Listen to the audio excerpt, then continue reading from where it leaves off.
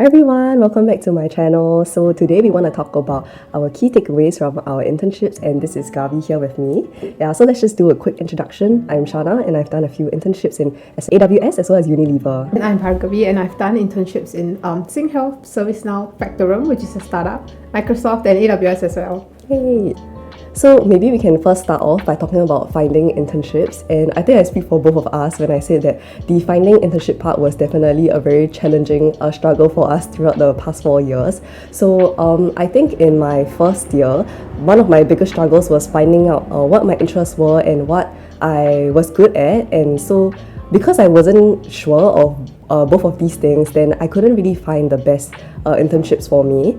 And I think a very good framework to use is like the Ikigai framework. So what you're good at, your interests, and also what the world needs. But I think when they already have the job description over there, it means that they already need it. So what you need to do as an individual is to find out your interest and what you're good at. And one way to develop this is through participating in a lot of like school activities and school modules to find out what you're good at. And sometimes in like a project, you could find yourself like going to one part. For example, it could be like writing the report or delivering the presentation, and you can already see like where your soft skills lie in, and then you can kind of match like which industry you'll be more suited towards. And initially, for my first 2 internships, I relied a lot on the SMU's career portal, which was On Track, and I also relied heavily on LinkedIn job portals. It's only after the first 2 internships where I kind of knew what I wanted out of my internship experiences moving forward. I was very narrowed in my search, so I just had a list of companies that I was interested in, so I did a Google search, and from then on I used to find my internships directly from the career websites of those companies. And it's very important for us to be able to know when the application periods are, because different industries have their internship application periods at very different timings.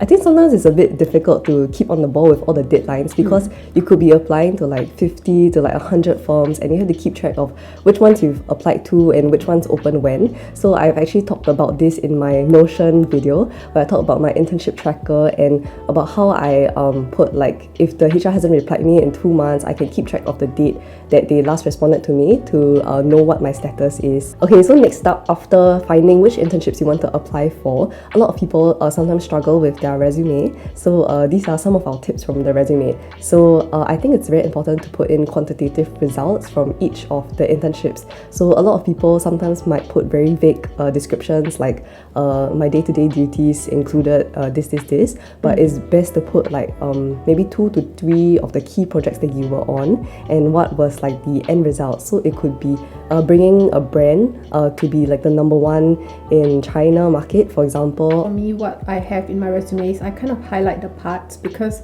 if not, to me it looked very wordy. So what I did was I give a theme to each one of the bullet points that I'm talking about. So in tech sales, for example, one of my points is accelerating existing pipeline, and then my next bullet point for the internship is like building net new pipe.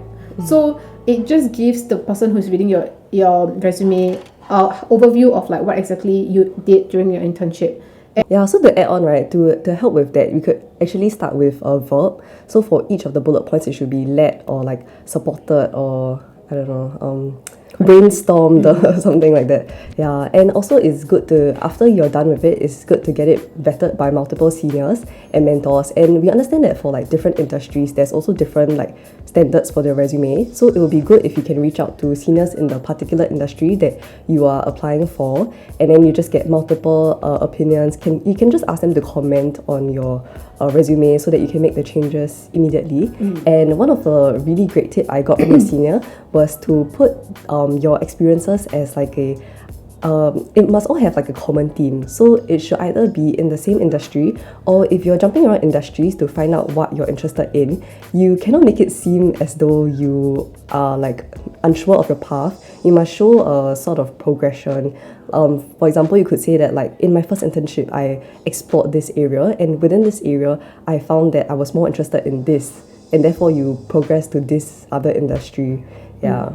And I think another thing that I did personally for my internships was if you're not very comfortable like getting your entire resume vetted by seniors, what I did was at the end of every internship, the portion of that internship that's going to be on my resume, I sent it to like my peers, like either my co-interns who intern with me in the company, or my mentor in that internship place, or the manager. And this has really, really helped me, especially for one of my internship, because when I was struggling to put into words everything, all the tasks that I've done, all the projects that I've done, my mentor helped me visualize, and she helped me bring in the right words that people in the tech industry are looking out for, in the sales industries are looking out for. So she helped me phrase what I did in terms that I can put it on my resume, and the headhunter will easily understand what I'm trying to get to. So you really need this kind of inputs in your resume, and it's good if you can find the right people that you trust in the industry, like maybe your seniors or your mentors, to help you with this. So now that you've submitted your resume and you probably got into the interview stage, so what are some of the tips that we have for your interview? Yeah, so I think usually how I like to phrase my answers is through the STAR framework. So S stands for situation, T stands for task, A stands for action, and R stands for results. So I was actually introduced to the STAR framework when I was applying for my internships, and some of the companies, their HR student programs team is very helpful because they will give you all these resources to prepare for your interview stages. So one of them actually gave me the resource which is the STAR framework, and after that I realized almost everybody uses it because it's a very good framework that helps you structure your answers, structure your thought process. This is very important because most often you know what you're talking about because you have lived through the experience, but it's going to be very messy for the person who's listening to it, try to understand what exactly you're trying to say because they weren't there during the experience with you. So earmarking it according to this framework will be very useful. And to add on for STAR method, right, actually rather than going through a very vague story that touches on all 4 points, you might want to say explicitly I was put into a situation where I had to do this and my task was this. So by saying those specific words, you are signposting that you are moving on to the next parts, and the HR can grade you accordingly because most times they're grading so many people that they're a bit fatigued already, so it's very easy to follow. And of course keep it short because some people, when they use the STAR method, they tend to ramble on and elaborate a lot on all the points. And I think also make sure that you are emphasizing on your R part, and the R needs to be quantitative. Personally, what has worked for me is to frame everything in a story. So even when they say tell me more about yourself, right, it might seem like a very dry question that you just memorized already, but if you can try to show your progression from start, maybe from your first internship to how you got to where you are now, you can make it into a story, talk about how your interests changed and how your attitude towards certain things have changed. Then I think it adds a more human touch to the whole interview. What helped me a lot in my internship applications thus far is I've always been very reflective, so I just have a list of big major events that have occurred to me, whether it's good or bad. For example, if I led an OCSB, how was the outcomes? Was it good? Or if I was in another project in a leadership capacity, what were the outcomes? So I just like to have all these experiences that are in my mind so that I can fit them to the questions that come out. So if they ask me for a difficult time, I just need to tap on the stories that I've already reflected on so that I can put it into a STAR framework and answer the question. You can put it into a Notion page or Excel page, each trait that they're looking for. So maybe detail oriented, you have 3 scenarios to show this, and then maybe another one is perseverance or something like that. Okay, now moving on to the real thing, acing the actual internship. So I think the first thing we need to take note of is to understand what your deliverables are. So usually when you join a company, your first one-on-one meeting with your manager is super important because they will be laying out what are all the deliverables that they expect during the internship. And I think for this part, it's very important to clarify what are the projects that you'll be working on, and also looking at the metrics that you will be judged against. So for each internship, sometimes there are different milestones like the midterm internship review and the end term internship review. You might want to ask them if they are able to share the rubrics with you so that you're able to see what you're judged against, and you're able to actively make sure that you're excelling on these rubrics so that you'll get a good score and also leave a very good impression on your manager. And one important thing is to have smaller milestones which you can put on your Notion planner.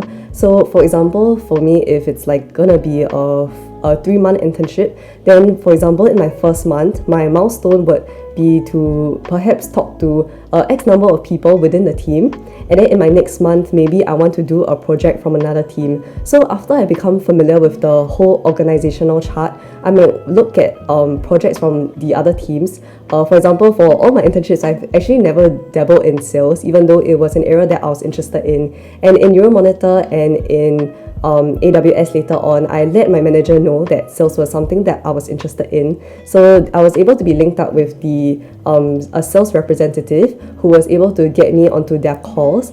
And from there, I was able to still do my job well, but also learn from the other teams to find out if that is perhaps more suited to me. I think another key thing is to use the resources that are given to you to learn. So in each of the companies that I went to, they had this like online learning course where you can learn more about the job and about the company. And especially in AWS, where the certifications are like industry recognized, it's super important to take them because the exams and all the learning materials are free when you are an employee under them.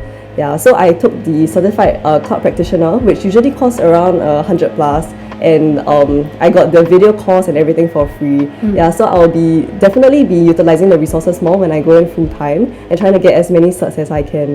Yeah. And I think beyond that also, at least for me, it was important for me to match my passion with my purpose. I think increasingly that's very important because we do realize that, I'm going to be spending a lot of my time working. So it's important to be authentic. And one way that we can explore that increasingly, especially in companies that I've interned in and I've seen, is that there are a lot of interest groups or communities that you can be a part of. Some examples are like Women at Microsoft. What I did in one of my internships was I took on a side project. It was an event where we had to cater to university students, so female students in university studying like STEM related subjects and just introducing themselves, giving them a platform to speak to people in Microsoft as well as speak to leaders in the industry and hear from them. So by doing these kind of projects, you're not only gaining new like skills and experiences, but you're also working with other interns from other departments, and you are engaging full-timers in other departments that you otherwise wouldn't have engaged if you're just working on your intern project.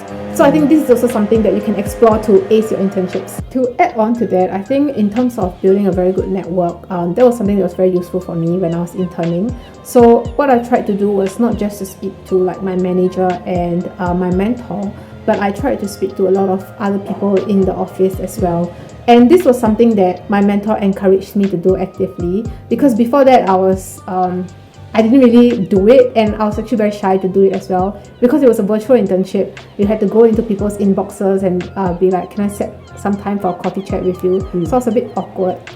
But I think when I spoke to my mentor about it and she encouraged me and she told me her own experiences from when she was an intern and how she would meet people at the pantry and she would just speak to them. So I think that empowered me to reach out to people that were not in my department or had nothing to do with my scope of work or my project. I just reached out to them to learn about their experiences and what kind of advice they can give to early in career students like myself, and that was very useful. So speaking to managers, mentors and other people in the organization. But I think the last one that was extremely helpful for me from my first ever internship is building a very good network with my co-interns, because one thing I realized is I learned a lot from my co-interns because they come from a lot of experiences that I don't have. So just hearing from them and learning from them, from their experiences, was very insightful for me, and it was very empowering as well to see the path that they have taken and how they can help you curate your own path. And I think it's very important for people to take initiative also during all these meetups, because people are always a bit shy, especially if you're starting out with a virtual internship. But if you're able to take the initiative, then the other interns will also be very grateful that they are able to hang out with everyone and just get to know everyone. Yeah. Okay, so some of our final takeaways from doing internships. I think when you leave, it's very important to connect with your entire team on LinkedIn, just so you can stay connected with them and to just understand what they're doing. Sometimes if your manager moves to a different company, you might want to know in case you're interested in that company as well, and later on you can ask them for any tips or tricks. And I think also maybe a month or two before you are leaving, you should also express your interest for converting if that's what you're interested in, so that your manager can assess you more holistically to see if you're suitable for doing a full-time there. Yeah, I think for me, final takeaways, as you're tending towards the end of your internship, what I've personally grown to do over my few internships is I start reflecting on what I've learned, especially through all the meetings and everything, because if you actually sit down and think about it, you have done a lot of things, but not everything will go on your resume, not everything will go on your LinkedIn. So I'll just sit down to think about what I've done, what I've learned, and I'll write it all down. And how this is useful for me is it's useful in my next application or my next interview, because if they ask me like, oh, so how was your time at XYZ company, you should be able to answer what exactly you did, because they already have a resume on hand, so you should be able to value add to what's written there. So it will really help if you can sit down and collect all your thoughts. And sometimes when people see like my resume, some even ask me questions about, so I've seen that you have interned in company A and company B. What are your thoughts on these two companies, or how was your experience in these two companies? So people do ask these kind of questions increasingly, so we should be prepared to answer these kind of questions. So it's always useful to really reflect on how your experience was in terms of culture, in terms of the task you were handed, etc. And I think that will be my takeaway as well. Okay, thank you everyone for watching, and we'll see you in the next video. Yes. Bye bye. So I think, sorry. Shit, sorry. Okay, so for our final takeaway.